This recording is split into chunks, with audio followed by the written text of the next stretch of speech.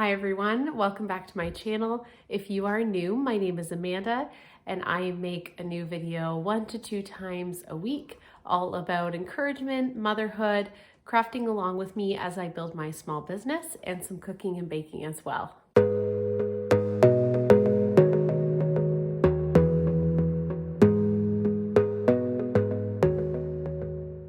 So in today's video, I thought I would talk about something about motherhood that is very close to my heart.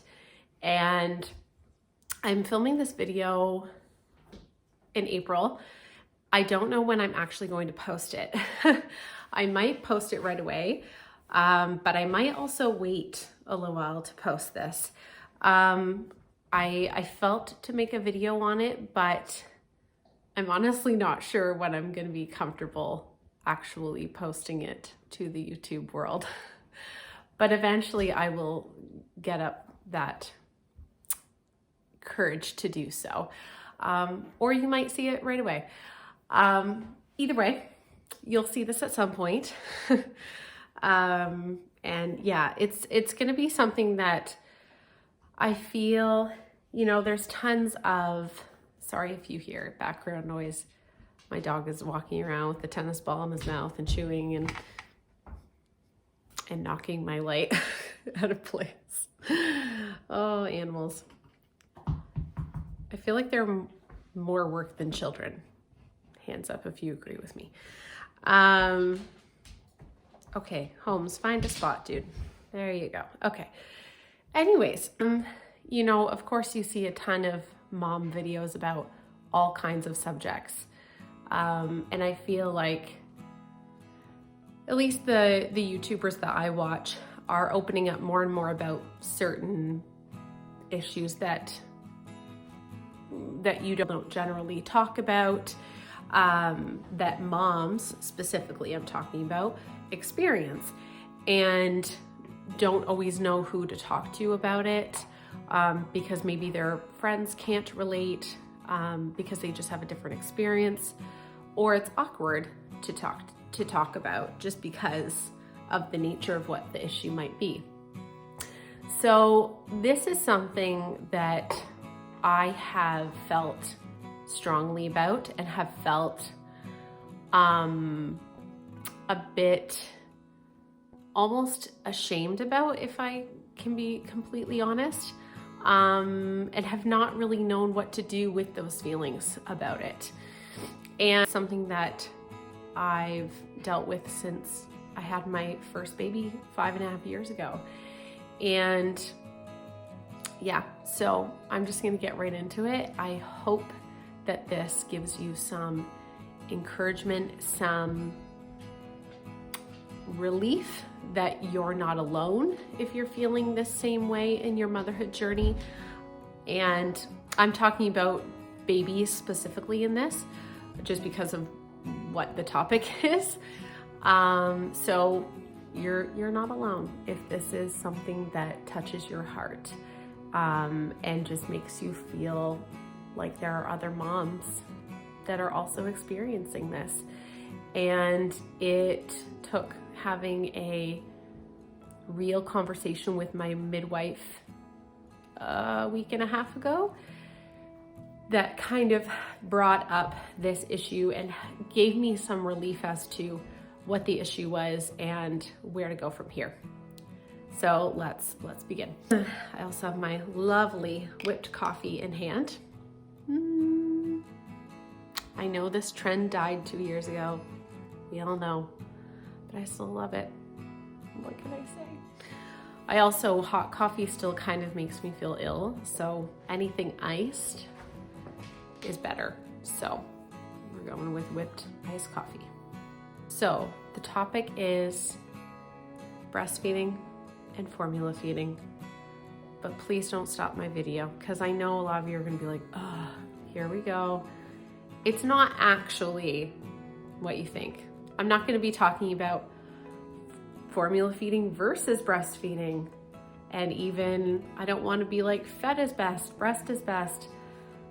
I'm not in a competition slot here. I am merely speaking out of experience my own struggles as a mom for the last 5 years and feeding 2 babies, about to be 3 babies total, and some struggles I've had and some hopes that I've now had going into my 3rd coming along. So hear me out. So when I had Jensen, my first, of course I wanted to nurse him. That was the hope and the dream that all would go well and I could exclusively nurse or mostly nurse and formula feed if I really needed a break here and there. And so that was kind of my expectation going into it. And the first little while when I had him was fine. Everything was going normally. And then I noticed that my supply was just not as great as I thought it would be. And after nursing him, he would cry and act like he wasn't done, even though he had amount of time feeding, and he would just be so uncomfortable. The poor thing just never seemed satisfied, no matter what I did. I took a couple of supplements. I tried all of the things that the midwives suggested, and he just still wasn't getting enough for me. And he was almost 2 months old when I had to take him into a doctor's appointment, and they discovered he was losing weight because I just wasn't giving him enough. And so we tried doing little bits of formula to supplement, and that still wasn't enough. He was still losing weight. So after a while, the doctor suggested, we were going back to my family doctor at this point, and the doctor suggested I do exclusively formula feeding.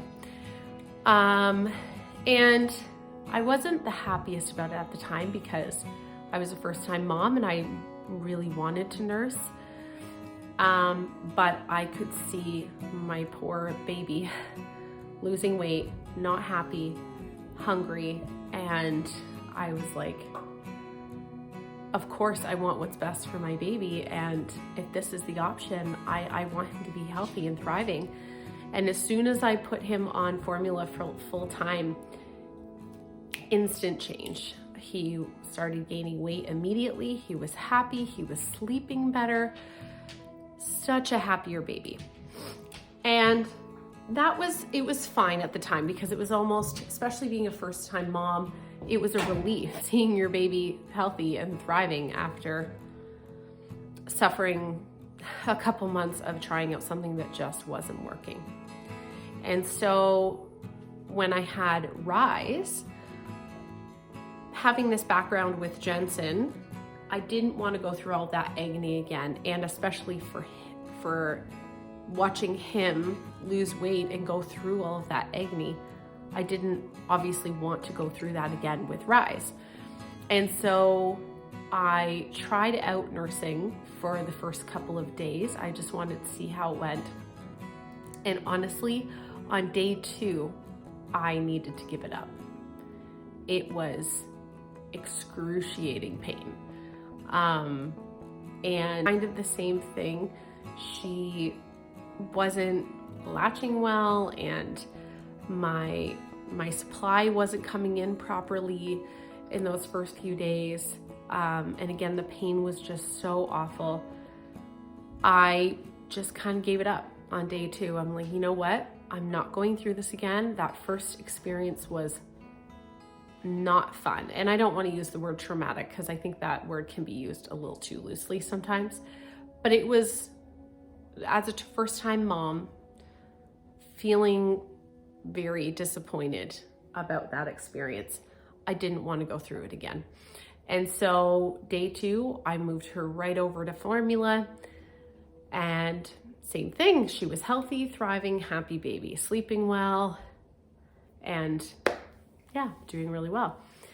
So fast forward, Rise is now 2, Jensen is 5, happy, healthy, thriving kids. And I'm now pregnant with my third, of course. And I had my first midwife in-person appointment, again, a couple weeks ago, I think, not even.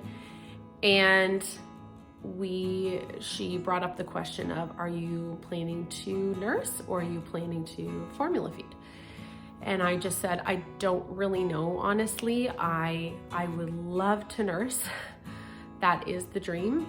But it was quite unsuccessful with my first two, and I don't know if I'll be able to, but I would love to try. However, I will have formula ready to go for this baby. So she said, that's fine. We can totally do a combo. I'll just jot that down so that we're aware. And then she went on with the rest of the appointment, and she actually came back to that subject. And she just kind of asked a few questions of like what happened with my journey of nursing with the first two, and on from there. After I told her, she actually was able to give me a diagnosis of a condition that I have, that after doing kind of an examination, she was able to tell me that I actually have a condition that is actually quite common among most women. And she said, sometimes when I tell women this condition that they have, it's either heartbreaking to them because they know that nursing will likely be an impossibility, or it will be very struggling, and you'll probably only be able to do it those first few days when you just have colostrum. But your milk supply won't really be effective for, again, effective nursing exclusively. Or it can be very relieving. And when she told me all about this condition, and she was kind of Googling it and like telling me about the condition and what kind of characteristics, if you will, about that area that you can look for, and any past nursing experience you have, all of the things, that all of the factors that it listed for this condition completely lined up with me. And after going through 5 years of questioning why couldn't I nurse successfully, so many women can, and I was so unsuccessful at it, even though I tried so hard, and I feel like I did all the right things. This was like, that news was very relieving for me. Now, if I was a first-time mom and I was about to have my first and I heard that, yeah, that could be pretty heartbreaking. But it's, for me, and the reason I am sharing all of this with you, if you are experiencing the same thing as me with your journey of nursing, formula feeding, a combo, or you're about to have maybe your first and you're not sure of your plan for feeding the baby, I honestly, if I'm being honest, up until that appointment, when women would do full-on videos about nursing, or even if they talked about nursing, or like even women who do a YouTube video and they're doing their what's in my hospital bag, prepping for my newborn, like a video like that, they would always talk about nursing essentials, what to expect with nursing. No one would talk about prepping for formula feeding, or straight up being like, I'm choosing to formula feed. And there's,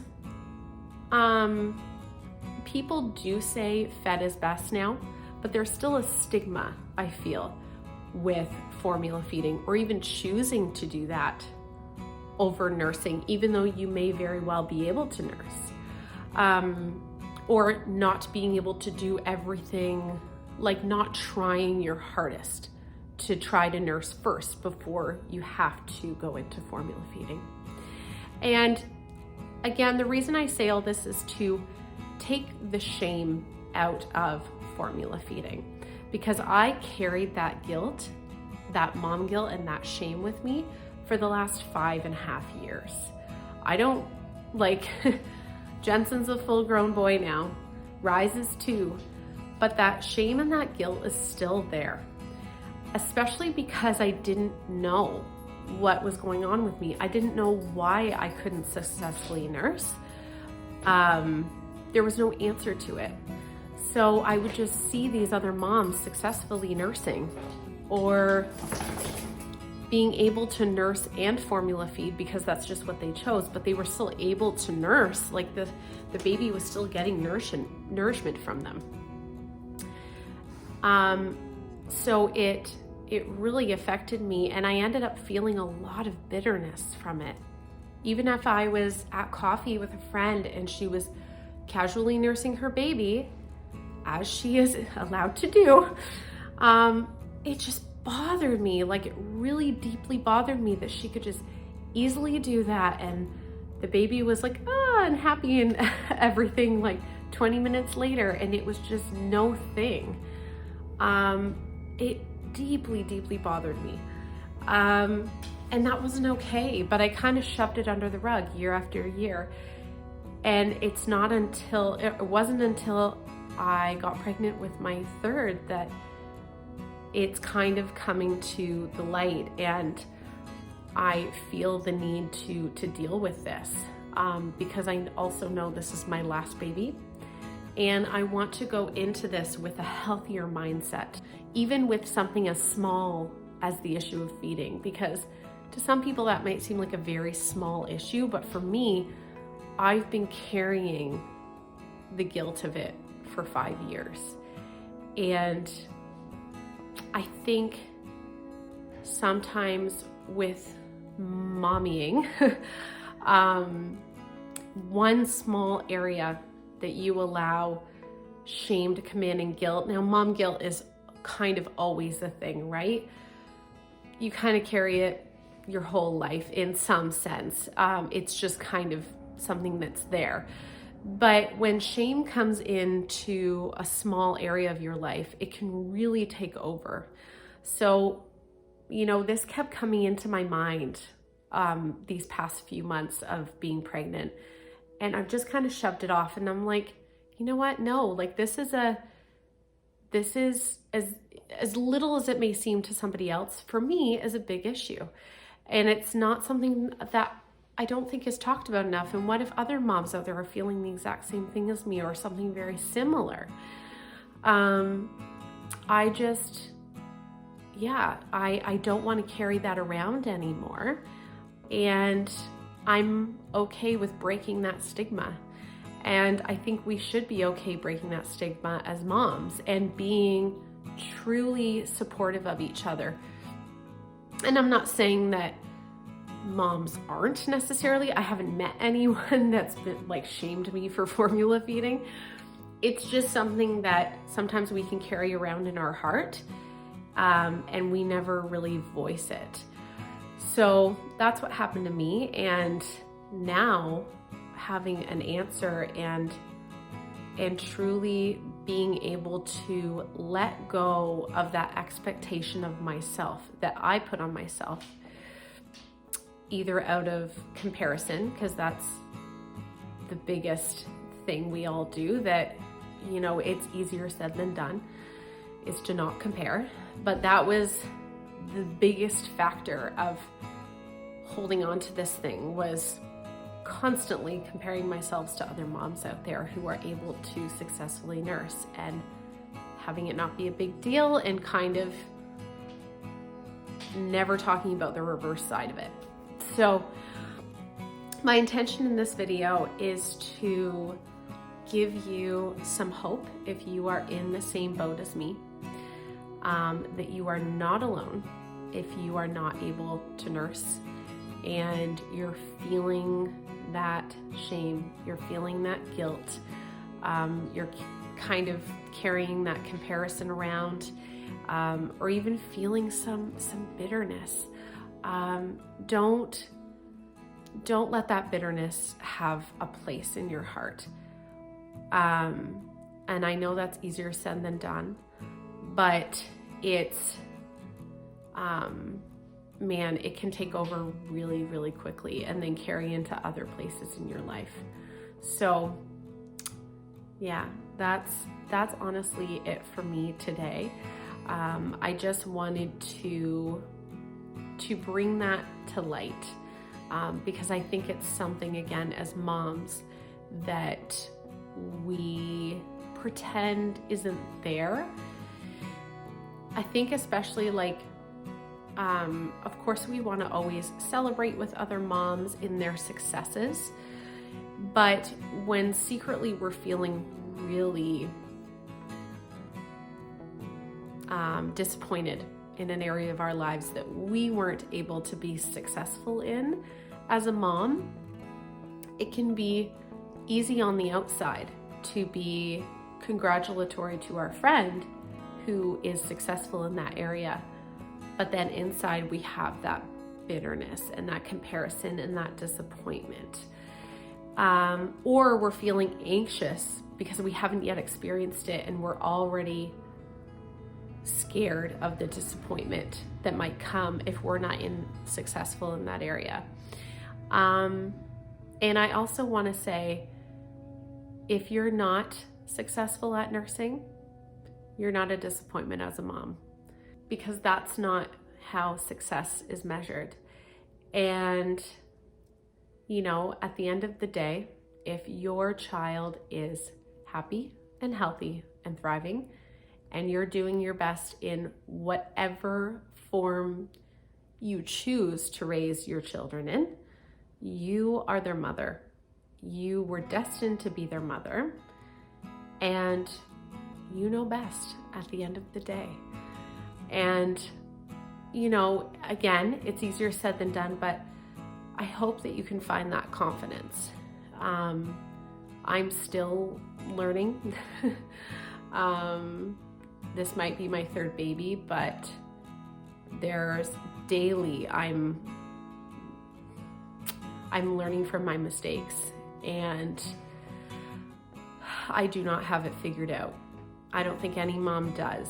And I think something that as moms that we can keep growing in is depending on each other, leaning on each other, especially in different seasons. Like, some of the best advice I've gotten and like the best times are when I can have a conversation with one of my girlfriends who's older than me and has grown-up children who are teenagers, or even, you know, who are 3 years, 4 years ahead of me in parenting. And I can lean on them for support and for them to say, this phase won't last forever. You're going to get through this. You know, you're going to get through this. And no matter what you choose to do, even if it's different from the other mom over there, you know best. You were chosen to be this child's mother. And you're doing a really great job. So I just wanted to leave it at that. Thank you guys so much for watching. I hope, again, that this video brought you some encouragement and hope today. And if you did enjoy this video, remember to give it a thumbs up. That lets me know that you enjoy this type of content and you would like to see more. As always, you guys can subscribe for more videos, and I will see you in the next one. Have a great day, guys. Bye-bye.